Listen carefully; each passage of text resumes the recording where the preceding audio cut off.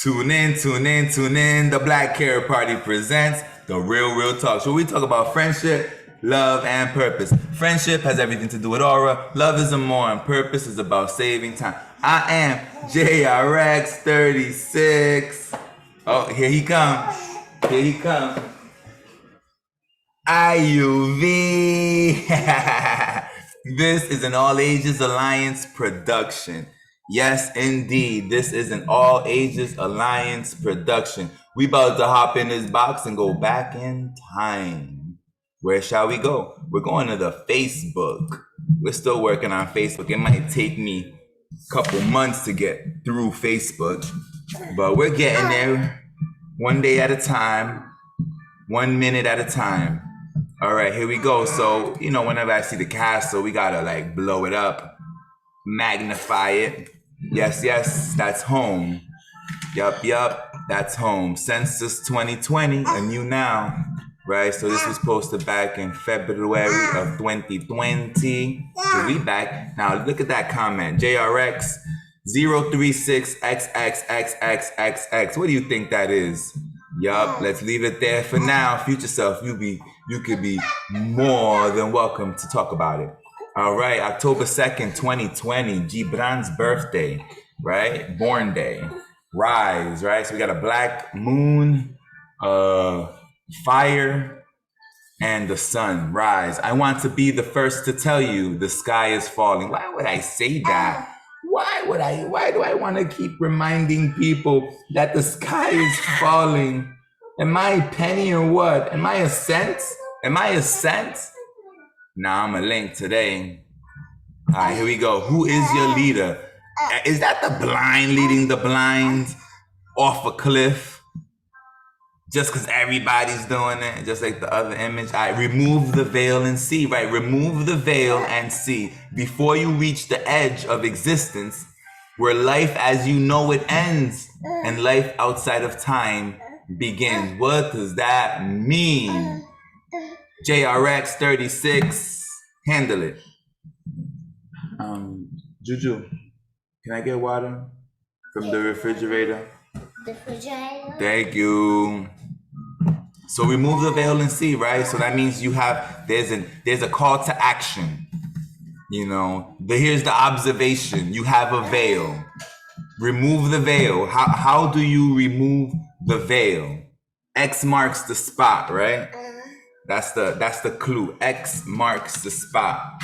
JRX marks the spot. We'll leave it at that for now. We're gonna keep it moving. Endure till the end. Golden age. Let's read it. In a future moment, everyone's sincerely held beliefs will be public information. People will trade their time, attention, and currency on apps that represent businesses, organizations, and people that are directly aligned with their definite purpose. When in that moment, it will require work to experience opposition and disruption. Reset. Be kind to friend and foe. It is only a matter of time before friends connect only with friends and foes only with foes. Where will you stand? I prefer to connect with friends. Now, what does it mean that foes will only connect with foes? That means haters are going to connect with haters. So haters are going to find each other. Lovers are going to find each other. And they're going to spend time with each other. So how does that go? If you a hater, then you're going to be attracted to other haters. You're going to attract content that results in more hate. Therefore, you're going to live in a moment where you're immersed in hate. Now, if you are looking for the opposite and you want to be kind to your friends and family, right, then you're going to be able to connect with friends and family that won't bring up that disruption or opposition. So opposition and disruption will be a choice, right? It'll be a choice. That's the idea. Or you stuck with the negative. Bottom line. Let's go.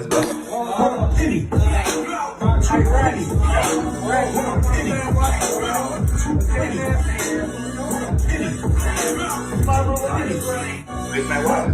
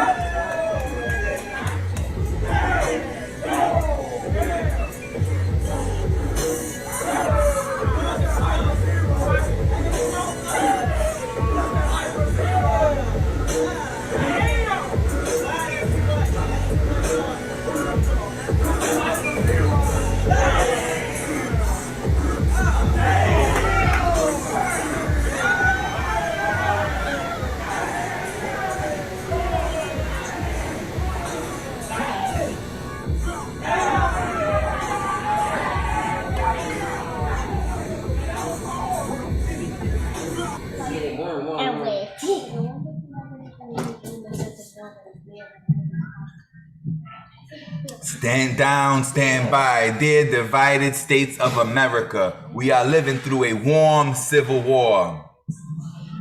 To read the rest, check it out. September 30, 2020. Catch it while you can before it go private, before it gets taken down. When you have been loved without conditions, anything less is noticeable. When you have been loved without conditions, anything less is you hear that, Bessie? When you have been loved without conditions, anything less is noticeable. And then it's a picture of my aunts, Biabe and Mimi. So Biabe, on the left-hand side, Aura, A-U-R-A is her name. Ain't that a dope name? You know what I'm saying? Black or more here presents friendship is for Aura, love is amor, and purpose is about saving time. That's Aura. Aura. And what is that? Oh my gosh.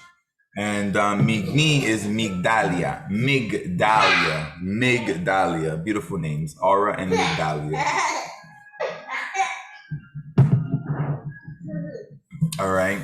September 28, 2018. A time to work, a time to play. A time when work is play. Interacting with the ones that are energetically disruptive is the work of the good. Practicing the patterns that create ease for oneself is play to the conscious. Eat that, eat that, eat that, eat it, absorb it, consume it. Enter. Future self, handle it. Let's check this out. Facebook friends. Go.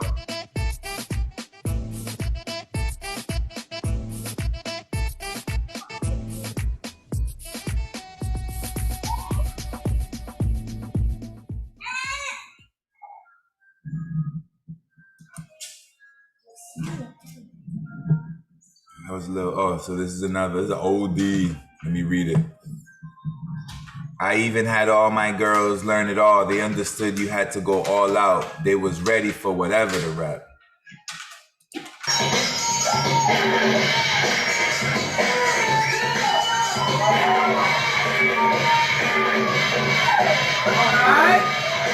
Yep, we did it all. Way back. Man, love hip hop. I'm gonna give her a shout out. She right here. Let's give her a quick shout out. Let's let it play. Wait, is that it right there? Whoa, where's the volume? What does like support from the Afro Latinx community look like for Noah? That a lot. Just show love. That's really all it is for me. Just show your love and that's it. Stay positive. I don't really like negative energy. I don't like, I do stuff to make other people happy. That's what makes me happy. I kind of sound like my mom's. That's all she's been doing ever since I was young for that. So I guess that's where I get it from. But yeah, that's really all it is. Yes, your mom is so cool.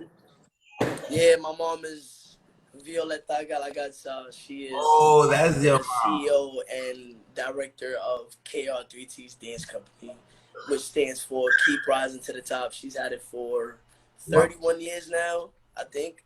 She's been saving people's lives, making people's lives, inspiring people, impacting people. Shout out. And I'm just trying to follow in her footsteps, try to be the same in my own way. So that's all this is about, So did your mom kind of encourage you to start dancing as a child? I mean, I was a studio baby. Like, she'll bring me to the studio and she'll bring me to shows and stuff. And she didn't really force me. I wanted to do it because it looked mad cool and it looked mad fun. So after a while, it was just me going to practice, playing, running around, then dancing, then just playing and then dancing. She wouldn't really tell me what to do though. I'll just pick up. Whenever I see somebody dance, do choreo, whatever, I'll just pick it up. That's it.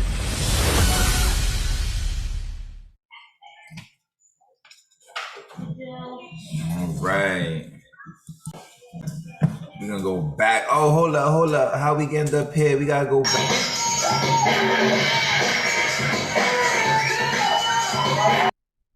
Oh man, it went back to the beginning. Hold up. Let's see if we can get back to it. Oh man, it went back to the beginning. Oh, hold up. Oh, hold up. Okay. Man, it ain't gonna let me X out of it. Okay. How do we get back without going back? All right, so boom, we had to go back. So look, let's hop on the time machine because I want to hop on this time machine. Let's hop on the time machine. We about to hop in this time machine. We about to go to my activity log. And let's hop in this time machine and we're gonna go back to 2019. Let's skip 2020. Let's go back to 29. Let's go back to 2020. When COVID-19, that's 2019. That's when COVID hit. So we can go back to 2019. Huh? It was 2020? Oh, so let's go to February of 2020. February, what was I thinking about? February 2020.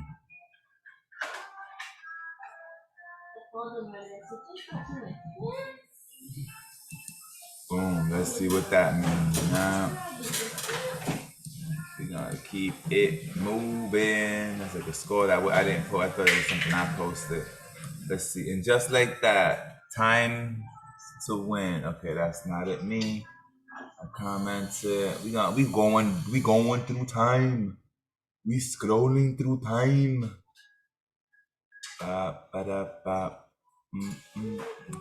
Let's see, where my post at?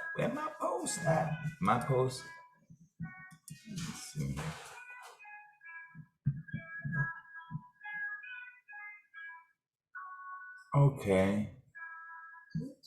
Okay, so I guess we got images here that went out in 2020. Okay. Yeah. So okay, I'm with it. I got the links I shared. We good. We are good. Where will okay.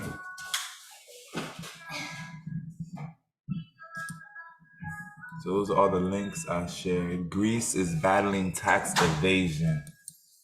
What was I thinking about? Okay, look, little boy been nuts. Nelly now been Noni. Noni and little boy. So I'm that little boy. That's me. Who I look like, Bessie? I kind of look like Janine.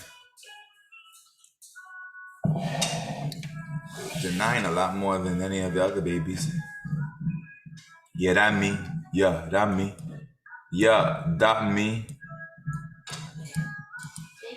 Okay, so we just gotta go back. This is not the ideal. Eagle eyes. February 26, 2020. Eagle eyes. To be conscious is to be clear. To be clear is to have vision of the possible. To be clear is to have vision of the possible. None. N1. Who is beneath consideration, worthless, or deserving scorn? Contempt. Noun. The feeling that a person or a thing is beneath consideration, worthless, or deserving scorn. Future self, if you got anything you'd like to add, feel free. Talk about power. Okay, so Juan Pacheco writes February 6, 2020.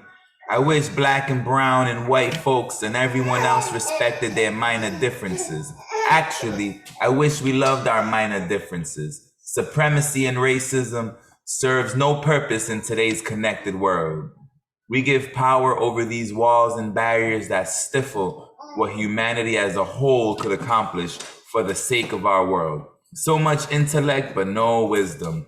That is the travesty. Says Juan Pacheco.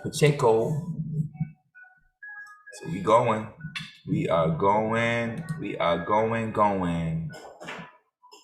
So Form Ease, that looks like it's one of the tracks. We won't play it now. We have played it several times over the last couple weeks. Seen it live. This is the logo from back like 2009, I believe. Seen it live, yes. Seen it go. Seen it live. I seen it go live. Right, since 2009. If you don't know, you best ask somebody. I've been on this. It's a miracle Jew's still alive. It's a miracle Jew's still alive. If you've seen death, then surely you are one of the few that have lived. Why do I say that? If you've seen death, if you've confronted death, if you've been at the brink of death, then for sure you are one of the few that have lived. Why? Because when you face death, you got one of two choices. Either you're gonna go hide under a shell and not live life out of fear, or you're gonna live life to the fullest. You're gonna go all in on you, all in on G, all in on me, right? Because when you go all in, then you live in life. Because if you hold them back, that's not living. There's fear caught up in there that's gonna stifle. It's gonna interrupt your flow. So if you don't want your flow interrupted, you know what I mean? Have a date with death. What does that mean? What does that mean? Everyone lives. Be one. Everyone lives. What does that mean? Everyone lives. Form void. That's a beautiful shirt. It's a beautiful shirt. It's a beautiful shirt. We going. We got this thinking about postmodernism. February 3rd, 2020. It's a new G. It's a new G, right? New generation. It's a new generation. Gen 1, Gen O, Gen A. All equal the same. If you don't know, ask. La Familia. Look, we got everybody there. About Eliani, Genesis, everybody, Theo, Gigi. Who's that baby? Who that baby? Is that our baby? Oh, that must be Juju. It's 2016. Oh yeah, it's Juju. He's like 2 weeks old. Wait, what? Oh yeah. Look at Juju. He's like 2 weeks old. You there? Is he not coming out, girl? You wanna? Wait, is that Gigi, right? The little one right there? Yeah, look, that's Juju. Where's Janine? Look, the Janine right there. Why'd you look so small? He's like smaller than Jacob. That's you, Juju, right there. You tiny. He's 2 weeks old. Are you? Look at Nathaniel. It's me. Hey, look at Jaden. Nelly Nell, Gabrielle, Migdalia, Jose, the carpenter. Jay was like this. Yeah. Okay. Okay, careful with your bro. Get me out of here. Okay, go. Why'd you look like so? Why'd you wear like so? Go. small? Go. We back. We are back. Oh, Juju, you're stepping on me, papas. Why? We went over that video, so we're gonna keep it moving. Let's take a look at the flag of Moreta. So we got the flag of Nation of Ones right here, the black flag with the golden anchor. We got the flag of Moreta right beneath it. It's a black border, red flag. How many stars? 1, 2, 3, 4, 5. I don't remember how many stars. I don't remember how many stars. And then we got the Library of Providence, the Golden Castle of Hope flag. It's beautiful. Beautiful. No, Jacob. All right, so we back in this time machine. Let's go. Look, immortality is a pattern. Fulfillment is an equation. Do the math and live eternally. Yup, you heard it. Do the math, live eternally. Immortality is my reality. E9. E9. EI. Yep, it's all connected. It's all one thing, man. It's all one thing. It'll all make sense. It'll all come to you at once. Praxis.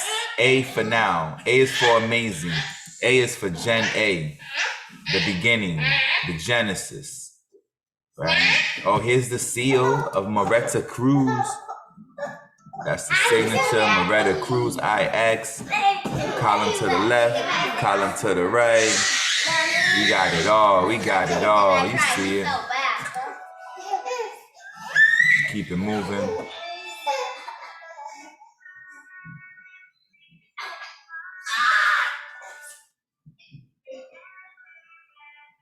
Okay, let's look at this. There you go. Look. You see him? That's a golden child right there. Crown jewels.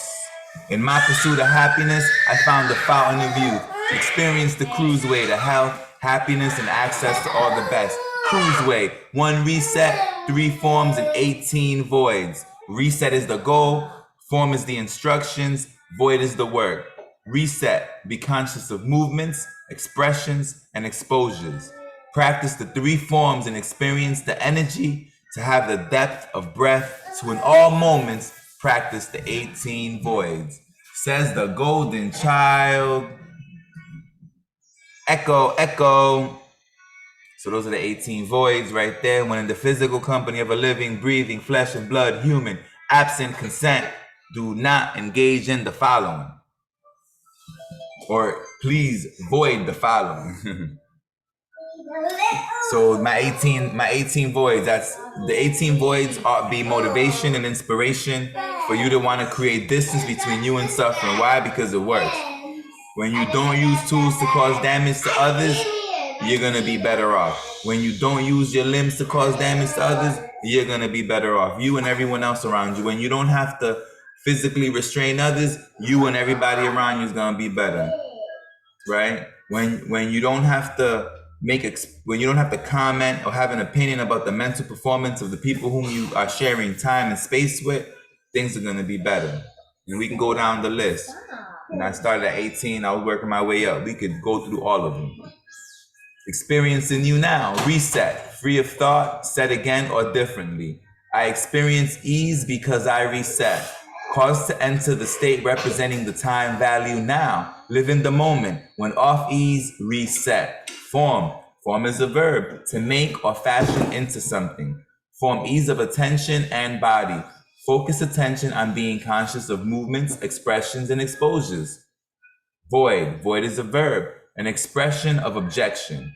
Void incoming and outgoing disruptive and or unwelcome tones and exposures. Void health and happiness disruptors. When in the company of others, practice gifting, motivation, and inspiration. Also known as my 18 voids. Yeah. So that's the golden child. Doing what the golden child does. Posted April 3rd, 2019. A year later, I got to practice it in real life with real human beings. Yup, another time, you'll hear all about it. Okay, so let's go here. Why gold failed as a currency. So this is February 1st. The dates are important. It's February 1st, 2020, so-called 2020. And I posted why gold failed as a currency. So I recommend you watch it. If I post it, it's because I recommend you watch it. It's important to understand all you can about currency, right? Why not? It's what makes the world go round. It's what they say, right? What is inflation? We're talking about money, right? February 1st, I'm talking about money, inflation. Like, let's go right back to it. Look, you're gonna see it. I don't even gotta type. Like, I'm gonna just show you. I'll show you. Wait, I'll show you. So we saw about gold. We saw about inflation. Oh yeah, Milton Friedman, money and inflation. I'm trying to put you on a game, right? Go ahead, let's see. Runs from June 1 until November 30th, with most Atlantic. It is my great pleasure to introduce to you Milton Friedman. Thank you.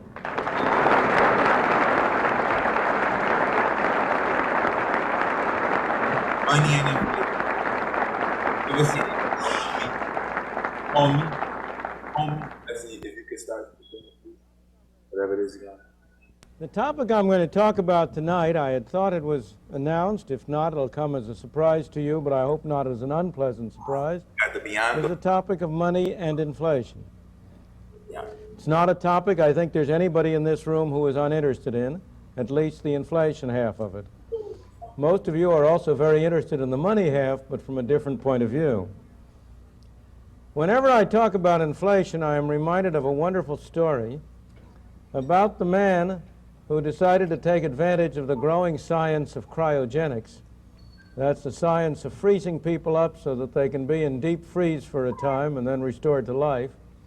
And he got himself put into the deep freeze for a 20-year period. And of course, before he went into the deep freeze, he left all his securities and his worldly belongings at his brokers with instructions to do the best he could for him. And 20 years later, after the deep freeze had worked, he was unthawed and came out of the deep freeze. And of course, the first thing he did was to run to the telephone to call his broker. And his broker said to him, well, you know, you're a millionaire many times over. Oh, really, said the man. What happened to this stock?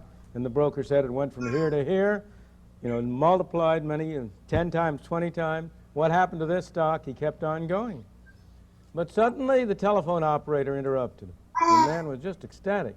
The telephone operator interrupted and said, sorry, your 3 minutes are up. That'll be $250,000 for the next 3 minutes, please.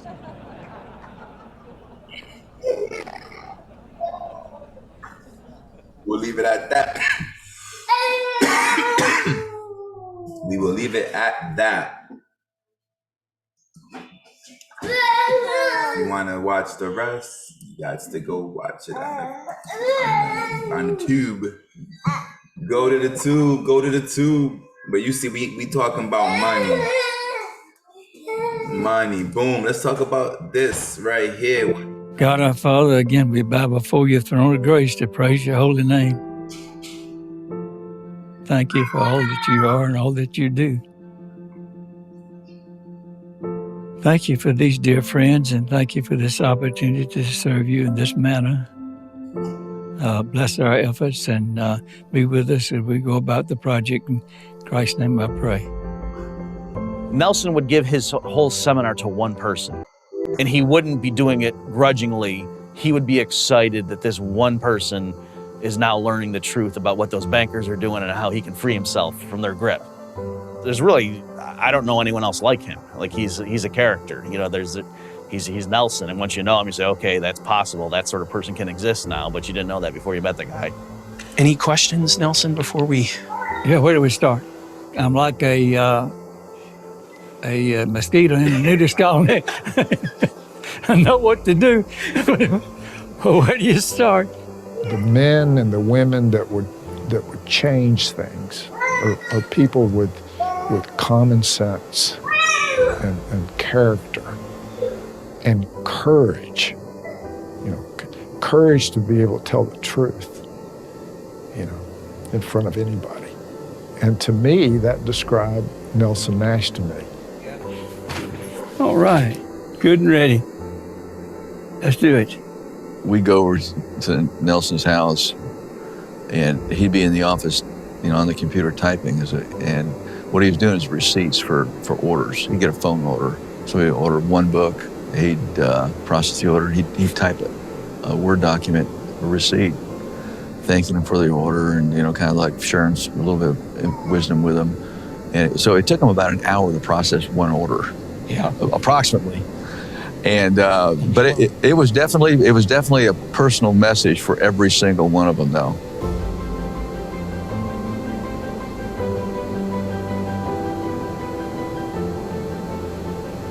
Please welcome FEED President Larry Reed. You gotta put a little long so that way you all about.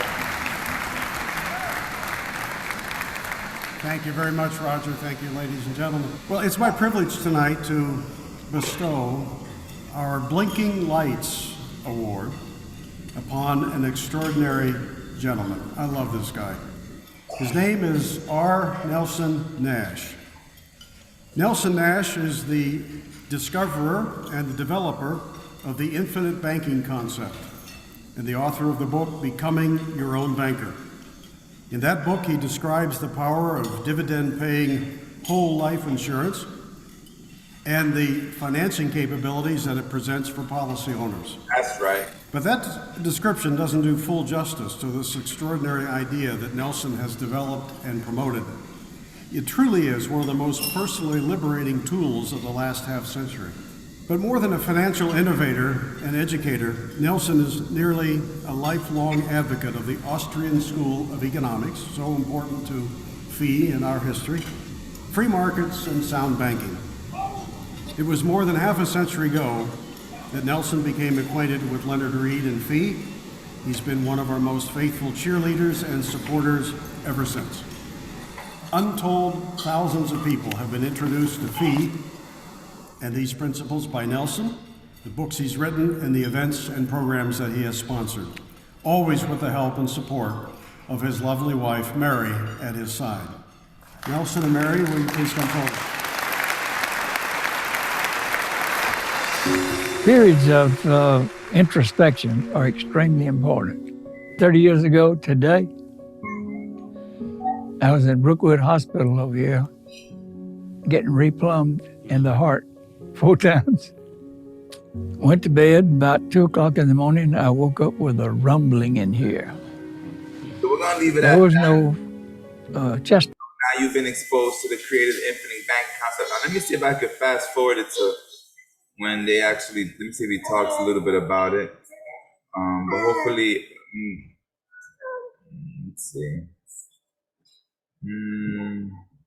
There we go. We're coming in. For IBC. I'm also a senior fellow with the Mises Institute and research assistant professor with the Free Market Institute at Texas Tech. I was in Nashville. I was there for 9 years.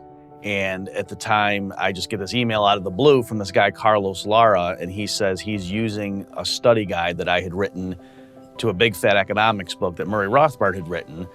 And he was working on a presentation that he was giving to commercial bankers on how fractional reserve banking works. And Carlos just really wanted to make sure he, had his ducks in a row.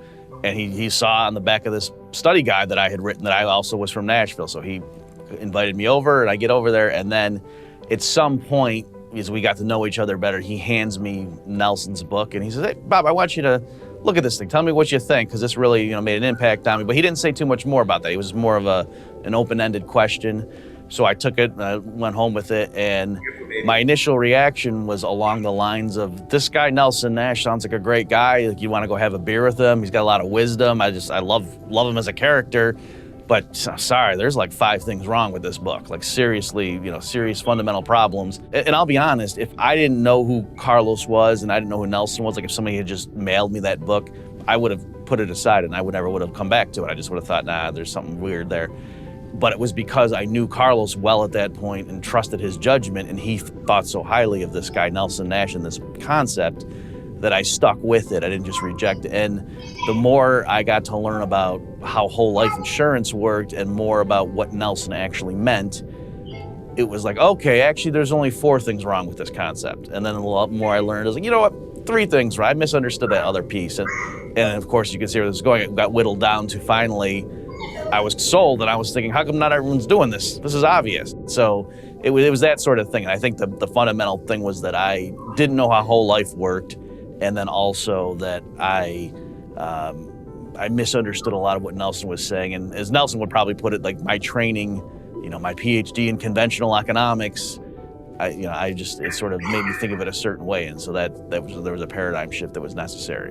The first few times you're reading Becoming Your Own Banker, it seems like a hodgepodge of ideas. Like what we're talking about flying an airplane, what we're talking about these bankers in Texas taking out money and bilking their shareholder. And at first, it just seemed like these weird string of anecdotes, but I realized the more I studied it, and especially hearing him give lectures, and the function of that story is to teach this principle, and so just the more I got to understand it, it's like, okay, there really is a method here, and he knows what he's doing. Some of the things that in Becoming Your Own Banker at first I didn't understand, and why it was hard for me to grasp, Because, gee, that's not the way I would have presented it. But he's not writing a textbook. He's certainly not writing something for an actuary. He's writing something to tell the general public, this is important. You need to look into this. This can change your life. And that's why the book was written the right way it was. The first time I met him, I was invited to be a speaker at what was called the think tank, the IBC think tank. And so I went down under those auspices. And the first time I was in a room with him is he was in the middle of giving his seminar. And I was just really blown away. Like I said, because I'm a professor and I've seen people lecturing. I feel bad for people who are never going to see him in action and they're just going to be able to read about or hear people tell stories, because it really is something amazing to go. I mean, he just takes over a room and it's just, he's in charge. It's a mixture. He's telling stories, but you understand, like, oh yeah, he could give a seminar for 8 hours and people are going to be sitting there and they're not going to be twiddling their thumbs or saying, when's this thing going to be over? It was really impressive, just a mixture of teaching principles that are kind of dry. I mean, he's sitting there telling people this is how you could use a life insurance policy. That doesn't sound like it's a very interesting thing, and yet he would intersperse it with personal anecdotes and such, but be quizzing the audience, and he would go around and, now Mary Love, what would you say about this? And then he just would bounce around and just make sure he's not losing people and get everyone involved. And it was impressive to watch, just in terms of him commanding the room, just as a public speaker. And it was just a very unique style. Like I say, there's really no one else like him in that respect. I'm Carl. Boom, we'll leave it at that. We'll leave it at that. Infinite banking. If you don't know, you look it up. You better ask somebody. I already told you. Told you back in 2020. So we're gonna continue. So why was I thinking about infinite banking, about inflation, about money, about gold? Why was all that on my mind? What's that, man? The family banking strategy. Let's go ahead and play a little bit on this. It's along the same lines. Good morning. This particular session is being recorded and will be broadcast on moneyshow.com and will be available on their website as well as our website in a month. So I'm excited to see you here. I'm excited to see a few people at the San Francisco Money Show that don't like to pay taxes. That's why you're here, because we're going to talk about tax-free. It's a different sort of world that you're going to be entering into. It is the world of tax-free. Not tax-deferred, like the IRAs, or the 401ks, or the annuities. This is a tax-free world that we're going to be talking about. And I've entitled my topic and my book, which, by the way, all of you in attendance today will be able to receive a copy of this book. It's $24.95 on Amazon, but you can get it from me here today for $10. We will also be, myself and Rick Durfee, who's in the back, be speaking a little bit later today, and we're going to be doing a symposium on estate planning and asset protection tomorrow. At 9 o'clock in the morning. Rick and I will be, it's pretty excited. And he made this bold statement. He said, if I could show you a way, your family could be guaranteed to inherit your estate value today. So the value of what it is today. And they could inherit it tax-free, regardless of what happens to those investments due to market conditions in the future. Regardless of interest rates, regardless of how much you spend. Would you be interested? If I could show you a way you could give what you have to your family today without any loss, without any shrinkage of it, would you be interested? And then, of course, in his exuberant way, he goes, who wouldn't want that? Who wouldn't want that? If you want to know how, you gotta look it up. You know what I'm saying? I'm just dropping some gems. But you got to put the pieces together. So we're going to go back. We about to, let's see, maybe the next one might be the last one, but I want you to see the theme of money. Money. Build wealth and keep it like the Rothschild. Private family banking. Let's play a little clip of that. You know what I mean? How exploiting IRS code 408M3 can... Hello, this is Fred Payne with Private Family Banking Partners. Thank you for tuning into our seminar today. I'm going to share with you how to build wealth and keep it like the Rothschilds. So wealth is not measured by how much money you make, but it's measured by how much money you keep. And this principle is illustrated by the story of two men. One of those is Cornelius Vanderbilt, who made his wealth in the railroad business, and the other man is Mayer Rothschild, who was a banker. Now, Vanderbilt died in 1877, and he had amassed a fortune of $105 million. That's Bill Gates kind of money in today's economy. In 1877, that was a huge fortune. He left $1 million to Central University, and they renamed that university to Vanderbilt University, which is probably why most of us remember the name Vanderbilt at all.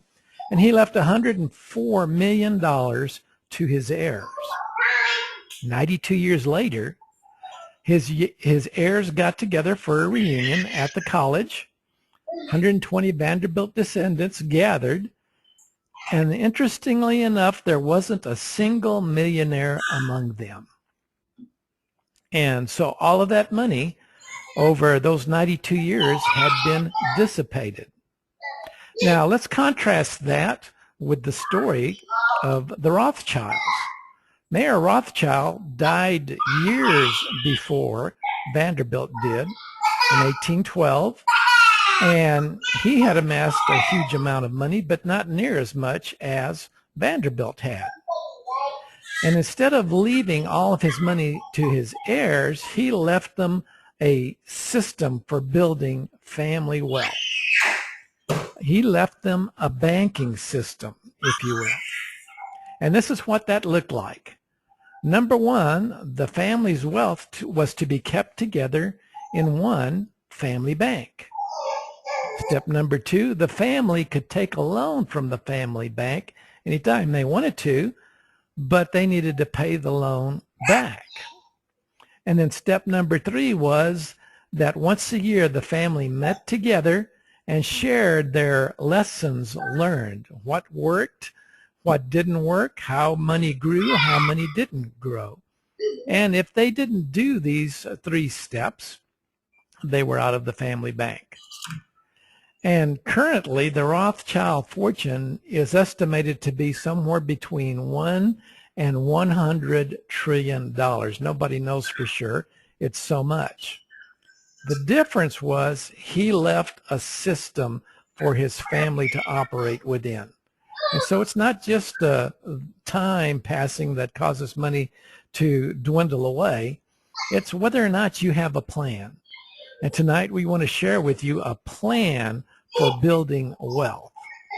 Now, the average American, he makes $1 million in his lifetime, but he doesn't keep it. For example, if a person earns $50,000 a year and he saves it all, and if he could grow that savings at just 5% a year, after 40 years, he would have $6 million. So let's look at this little calculator. Annual income is $50,000. If you grow it at 5%, you're going to have $6 million at the end of 40 years. But one of the wealth stealers that we have to deal with in this world is taxes. So let's assume that person's in the 28% tax bracket. Let's see what that does to our nest egg. Okay, well, we lost quite a bit of it. It leaves us $36 after taxes of that $50,000 that we earned. And now we have to spend money. We have to buy groceries. We have to pay for utilities. We need transportation. So let's say this person spends 90% of that after-tax money and see what happens to what he's got left. Wow, that makes quite a significant difference, doesn't it? And this person, we're going to say, is very conscientious. They save 10%, but you see over 40 years the loss of what could have been. And what do? We spend all of our time trying to cause that 10% that we might save, most people don't save that much, to grow at some rate so that we can get ahead. Well, obviously, that's not going to work. Most people think that to get ahead, they must work harder, they must stop spending, or they've got to take on more risk. Boom, we'll leave it at that. Leave it at that. I'm going back to the box. So you see, this is all February 1st, if I'm not mistaken. You know, look, February 1st, yeah, money's on my mind. What's up with this one? How tax can save the world. So I could just keep playing. Look, I'm gonna just keep playing. I'm gonna play clips. This place is clean AF. And fresh. And fresh. People with ADHD save 10 hours studying with this Chrome extension. But no, by all means.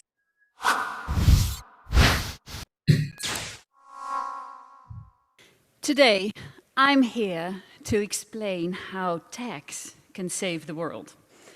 I know, that sounds incredible, but over the next few minutes, I hope I can make you see the beauty of tax. First, let's take a quick look at how our economy works. We live in a linear economy. We take resources from the earth, we make products, and then we turn these products into waste. It's a take, make, waste economy. And economic growth is based on an endless stream of products and packaging. We throw away products at the slightest malfunction. So waste is stacking up around the globe. We are, in fact, wasting so much food that just a quarter of it would be enough to feed all the hungry people in the world. This type of growth is draining natural resources. But there is another way. In a circular economy, we bring resources in a closed loop, and businesses can add value over and over again. So the chair you're sitting on right now might become a shoe or a carpet next year. Waste no longer exists, and the circular economy is now an official goal of the European Union. There is a misconception, though. Most people think that a circular economy is just about materials. But in essence, it's about you and me. It's about us, people. Sure, a circular economy reduces the need for natural resources, but it increases the need for human resources, manpower, craftsmanship, and ingenuity. Companies will need people to recollect products and to recycle and repair them. Companies will need bright minds to redesign products and to develop new clean technologies. There is a major obstacle, though. It's our taxes. Well, most people don't really like taxes, and I think it's fair to say that we all hate to pay taxes, don't we? And we try to think about them as little as possible. And I never used to think about taxes either. But that changed when I met this guy, Eckhart Winsum. Eckhart was a well-known Dutch entrepreneur. He was an incredibly fun and brave person. In the 80s and 90s, he built a successful IT company. And instead of the normal hierarchy companies have, he introduced a revolutionary new system called the cell structure. In a cell structure, people worked in small, independent groups, without any managers. People were stimulated to develop their own talents, and the company flourished. But Eckhart had this idea that a company should not just be good for people, but for the earth as well, for the environment. And in 1990, he took a very bold step. He did something no one had ever done before. He published an environmental report stating exactly how much carbon the company had emitted, how much water had been used, etc.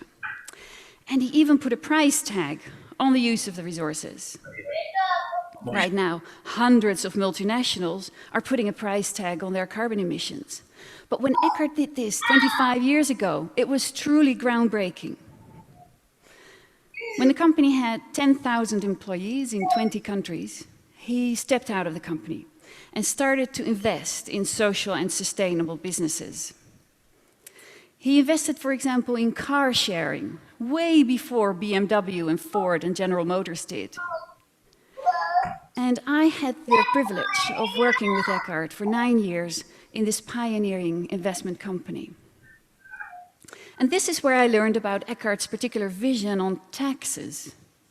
You see, he made an observation that puzzled him.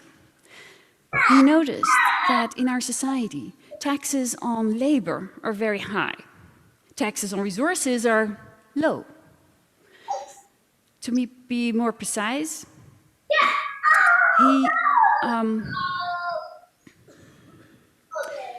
in Europe, 51% of tax revenues is based on labor. And just 6% is based on green taxes, generally mobility and energy. An almost invisible percentage is on pollution and natural resource use, 0.3%. And Eckhart wondered why we do this, because this way resources are really cheap, causing the mountains of waste that I showed you earlier, and labor is expensive. So let's say someone wants to hire you, and let's take the perspective of the employer, okay? On top of your net salary, on top of your paycheck, an employer has to pay extra. These are taxes and social contributions. Sometimes these additional costs are 70%. So this is the reason why entrepreneurs don't hire people. You're too expensive. You may not know it, but it's true. And faced with their payroll, entrepreneurs will try to minimize the number of employees. So how do they do that? For example, by outsourcing work to low-income countries, by applying automation and robotics, using machines instead of people, or by lowering the service levels offered to customers. And the result is that people lose their jobs. So Eckhart came to the conclusion that we should bring tax on resources up and tax on labor down. Then it will be worth it to save resources and repair and recycle products. And it will be more viable for businesses to create jobs. So Eckhart's vision wasn't just about saving the earth, it was about saving people too. Solving another major problem of our time, unemployment. In the EU alone, more than 40 million people are in need of more work. That's comparable to half the population of Germany. And unemployment means that there's a vast untapped potential for economic growth. Eckhart figured we shouldn't deplete natural resources anymore, but tap into this gold mine of talents instead. So let's try and imagine what happens if we bring tax on labor down and tax on resources up, okay? For governments, that's a budget-neutral shift. For us, personally, it does have a lot of impact, depending on how it's done. But basically, it means that pollution, water, fossil fuels, carbon emissions get more expensive. You and your employer both get a tax relief, though. So now, when you get your paycheck, you will notice that your net salary has gone up as you pay less tax. Your employer also pays less additional costs, so it makes it cheaper to hire people. Now, when you take your paycheck and you go to the store, you will notice some things have changed. Some products are more expensive and others have stayed the same. But when you go out to buy, let's say, a cell phone, things will probably have changed. If we take into account the pollution, the energy and the fuels it takes to produce cell phones and move them all around the globe, they will probably get more expensive. But no worries. This will inspire companies to make sure they get the materials back. So they will probably offer you money for your old phone.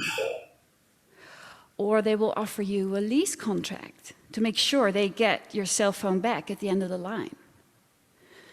Or they will start using modular systems like Fairphone, offering to repair and modify or upgrade your phone. And instead of metals and plastics, they will probably develop bio-based materials like bamboo. So our options change. Entrepreneurs are very creative at developing new business opportunities. And we probably can't even imagine half the new options yet. So Eckhart envisioned this kind of growth based on people adding value rather than on resources extracted from the earth. In 2008, Eckhart Winsen passed away, which was very sad.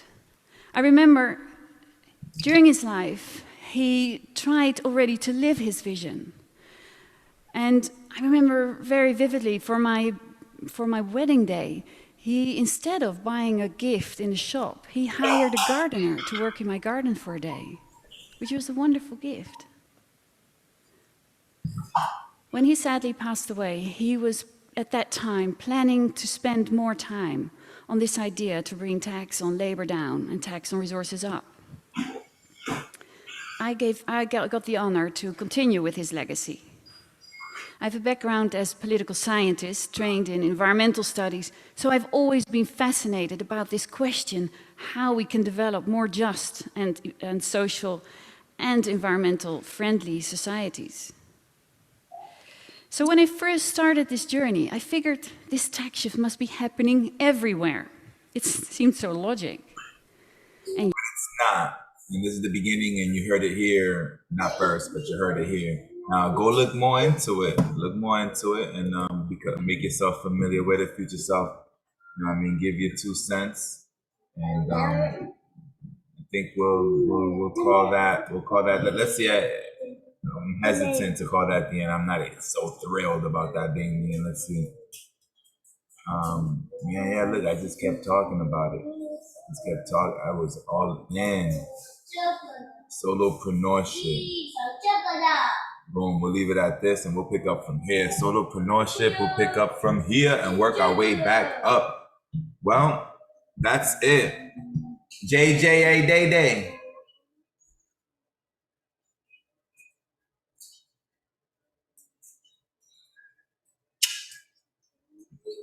Tune out. The Black Hair Party has presented the Real Talk Show. We talk about friendship, love, and purpose. That was your host, JRX36, and we will see you next time. Take care now. Bye-bye.